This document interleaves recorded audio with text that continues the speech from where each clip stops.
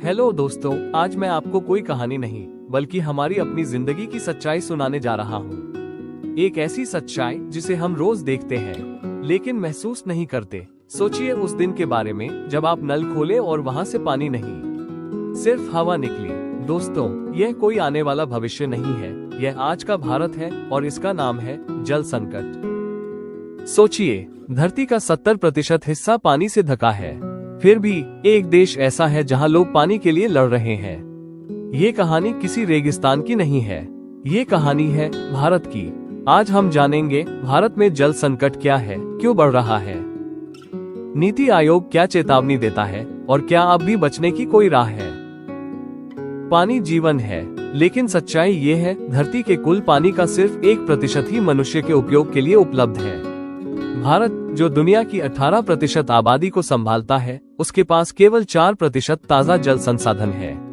और फिर भी हमने पानी को अनंत समझ लिया। आज भारत में 60 करोड़ लोग उच्च से अत्यधिक जल संकट झेल रहे हैं। प्रति व्यक्ति जल उपलब्धता घटकर 1100 क्यूबिक मीटर रह गई है, जो वाटर स्ट्रेस की सीमा से नीचे है। दिल्ली, बेंगलुरु, चेन्नई, हैदराबाद 2030 तक भूजल समाप्ति के खतरे में है। ये भविष्य नहीं, यह आने वाला वर्तमान है। भारत में 65% सिंचाई, 85% पीने का पानी भूजल पर निर्भर है। देश में 2 करोड़ से अधिक कुएं और बोरवेल हैं। पंजाब, हरियाणा, राजस्थान, तमिलनाडु, धरती का जल स्तर हर साल नीचे जा रहा है। 700 में से 256 जिले क्रिटिकल या ओवर एक्सप्लॉइटेड है।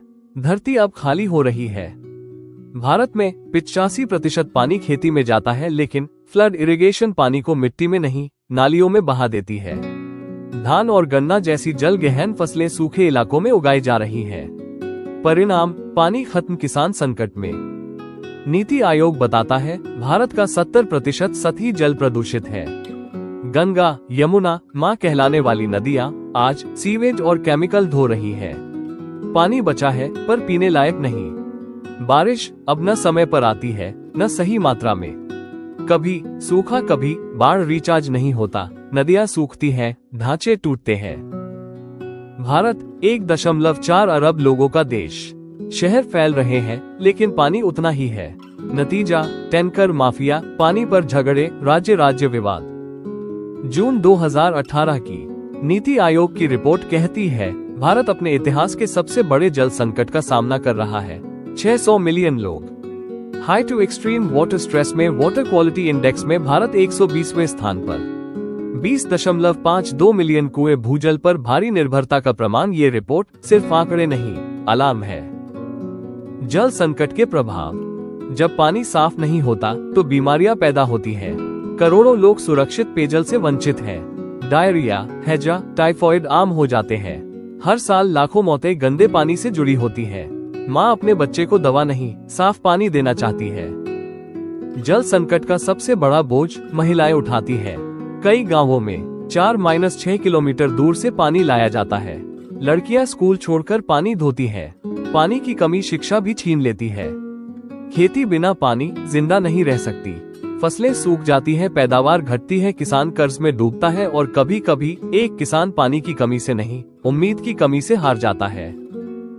जब खेत सूखते हैं, अनाज कम होता है, दाम बढ़ते हैं, गरीब सबसे ज्यादा प्रभावित होता है। जल संकट भूख का संकट बन जाता है। पानी की कमी विकास रोक देती है। उद्योग बंद होते हैं, नौकरियां जाती है, जीडीपी को नुकसान होता है। विशेषज्ञ चेतावनी देते हैं, अगर यही हाल रहा तो आने वाले दशकों में देश की अर्थव्यवस्था भारी नुकसान झेलेगी। नदियां सूखती हैं, झीलें गायब होती हैं, मछलियां मरती हैं, जैव विविधता खत्म होती है, वन्यजीव इंसानों के इलाकों में आने लगते हैं। ये सिर्फ प्रकृति का नुकसान नहीं, ये भविष्य का नुकसान है। पानी अब संसाधन नहीं, संघर्ष का कारण बन रहा है। क्या समाधान संभव है? हाँ, अगर अभी कदम उठाए जाएं तो संभव है। समाधान किसी बड़ी योजना से पहले घर से शुरू होता है। नल खुला छोड़ना बंद करें, रोका बेकार पानी पौधों या सफाई में इस्तेमाल करें, टंकी ओवरफ्लो रोकें। एक घर अगर रोज 20 लीटर पानी बचाता है तो लाखों घर नदी बचा सकते हैं। बारिश भगवान की देन है, पर हम उसे बह जाने देते हैं। छत से पानी जमीन में उतारना, सोर्सपिट, रिचार्ज वेल, तालाब और बावड़ियां। तमिलनाडु, राजस्थान के गांव आज भी इसका सबूत है। बारिश सहेजो, भविष्य बचाओ। भारत का 85% पानी खेती में जाता है।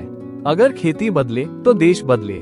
फ्लड इरिगेशन छोड़कर ड्रिप और स्प्रिंकलर अपनाना, धान गन्ना से हटकर कम पानी वाली फसलें। एमएसपी में बदलाव ताकि किसान मजबूर न हो। पानी बचाने वाला किसान देश का रक्षक है। आज तकनीक है आई से इरिगेशन प्लानिंग, सैटेलाइट से ground water mapping, smart meter से वाटर ऑडिट। पानी को अंधेरे में नहीं, डेटा के साथ इस्तेमाल करना होगा। पानी ऊपर से नहीं, नीचे से संभलता है।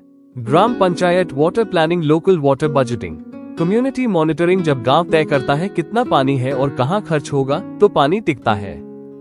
प्रकृति हमारा सिस्टम है। वेटलैंड्स रिचार्ज करते हैं, जंगल बारिश संभालते हैं, नदियां जीवन देती हैं। तालाब भरेंगे तो बोरवेल जिएंगे, पेड़ बचेंगे तो बारिश लौटेगी। सरकार ने शुरुआत की है जल जीवन मिशन, जल शक्ति अभियान, अटल भूजल योजना, नमामि गंगे। लेकिन योजनाएं तभी चलेंगी जब जनता साथ चले। जल संकट हमारी पीढ़ी की परीक्षा है। अगर हम पास हुए तो आने वाली पीढ़ियां जिएंगी। याद रखिए, पानी की एक बूंद बचाना भविष्य की एक सांस बचाना है। आज अगर हम संभलें तो कल सुरक्षित है।